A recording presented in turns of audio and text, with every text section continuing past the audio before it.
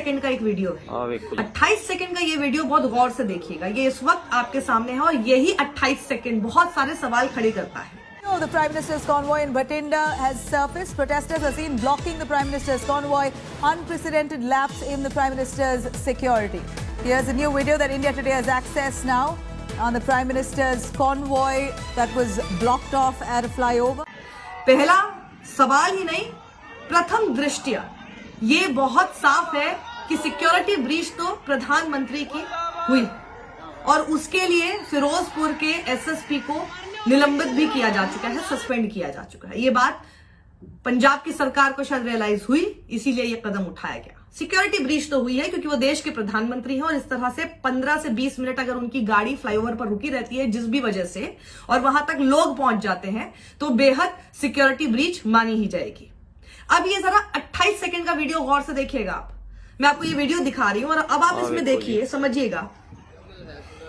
इस वीडियो को शूट करने वाले बाहर से कहीं वहां से वो शूट कर रहे हैं फ्लाईओवर के ऊपर, और फ्लाईओवर के ऊपर जो शूट कर रहे हैं वहां पर आपको कुछ लोग दिखाई देंगे, एक भीड़ आपको दिखाई देगी, जिसके लिए कहा जा रहा है कि देखिए सिक्योरिटी में ब्रीच हुई और प्रधानमंत्री की गाड़ी के नजदीक तक वो पहुंच गए। बिल्कुल आप देखिएगा, बिल्कुल प्रधानमंत्री की जो सुरक्षा है, जो सुरक्षा गार्ड्स हैं, वो किस तरह से एकदम उस वक्त हरकत में आते हैं और देखते हैं कि आखिर ये लोग यहाँ पर कैसे पहुंच गए। पर अब आप गौर से और ध्यान से इस बात को सुनिएगा कि वो नारे क्या लगा रहे हैं।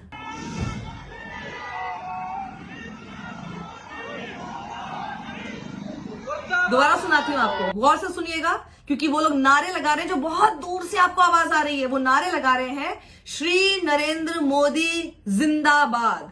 2 बार आपको ये नारा सुनाई देगा, श्री नरेंद्र मोदी जिंदाबाद, और एक शख्स के हाथ में भारतीय जनता पार्टी का झंडा भी मौजूद है। अब सुनिएगा गौर से दोबारा।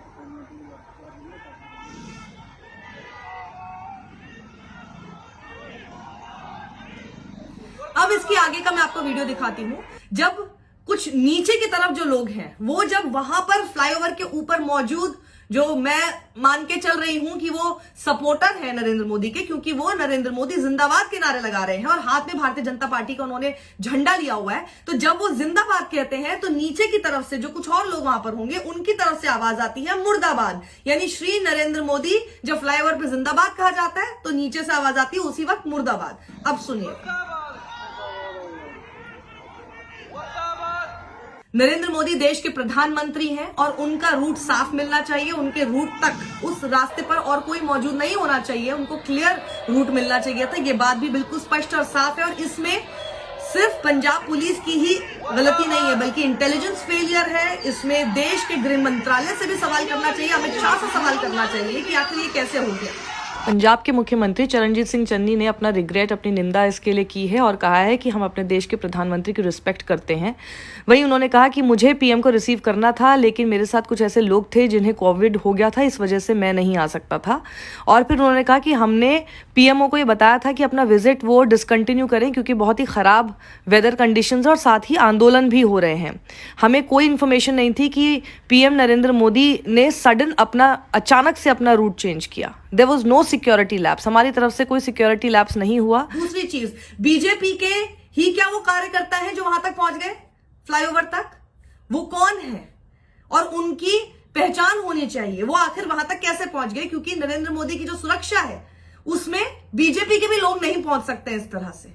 तो बीजेपी के भी लोग प्रोटेस्ट, अगर जिसको प्रोटेस्टर कहा जा रहा है लेकिन है वो बीजेपी के लोग और हाथ में उनके भारतीय जनता पार्टी का झंडा है, वो भी वहां कैसे पहुंचे? इसका जवाब उसी तरह से पंजाब की सरकार को देना पड़ेगा, उसी तरह से गृह मंत्रालय को भी देना पड़ेगा। ये लोग कैसे पहुंच गए प्रधानमंत्री के इतने करीब, और इसकी जांच होनी बेहद जरूरी है। मुझे सबसे ज्यादा बस इस बात का डर है कि ये बात सिर्फ एक इलेक्शन इशू और उसके अंदर सिंपथी इशू, मेलोड्रामा भी उसमें हो गया क्योंकि देश के प्रधानमंत्री ने इतनी गंभीर बात को व्यंग्यात्मक कर दिया, उसको इलेक्शन मोड में जाके ले गए कि देखिए मैं कैसे बच के आया हूं, उसके लिए सीएम का शुक्रिया। अरे भाई गंभीर इशू है, गंभीर इशू उठाइए ना आप व्यंग क्यों कर रहे हैं, आप तंज क्यों कर रहे हैं, आप पूरा एक दूसरे के ऊपर छीटाकशी जैसा कुछ क्यों हो रहा है? आप देश के प्रधानमंत्री हैं, आपकी गरिमा है उस पद की, और आपका सवाल भी बिल्कुल जायज होना चाहिए कि सिक्योरिटी ब्रीच कैसे हुई और क्यों हुई। इस पूरे मुद्दे पर ये गंभीर सवाल बनते हैं। क्या ये रूट आखिरी समय पर बदला गया? अगर हाँ, तो अचानक रूट क्यों बदला गया और किसके कहने पर बदला गया? साथ ही पंजाब पुलिस को इस बदले हुए रूट के बारे में क्यों नहीं बताया गया, और रैली रद्द करने की सलाह अगर दी गई थी तो अनसुना क्यों किया गया। हमारे देश के इंटेलिजेंस को क्या हो गया है, ये कौन सा इंटेलिजेंस फेलियर है?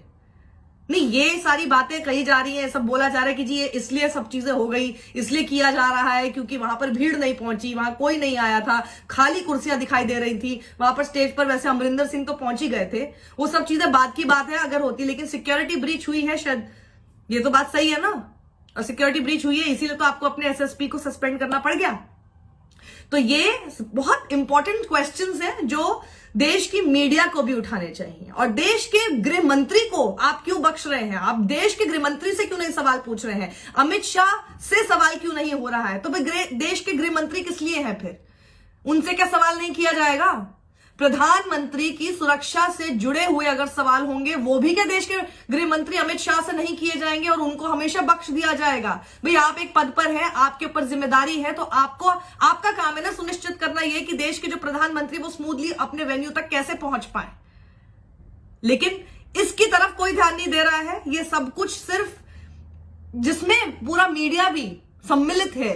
सही सवाल कीजिए, सही सवाल, ये बिल्कुल सही है, ब्रीच हुआ है, सिक्योरिटी ब्रीच, इस पर आप सवाल कीजिए, लेकिन आप किससे सवाल करते हैं? आप सवाल करते हुए सिलेक्टिव नहीं हो सकते।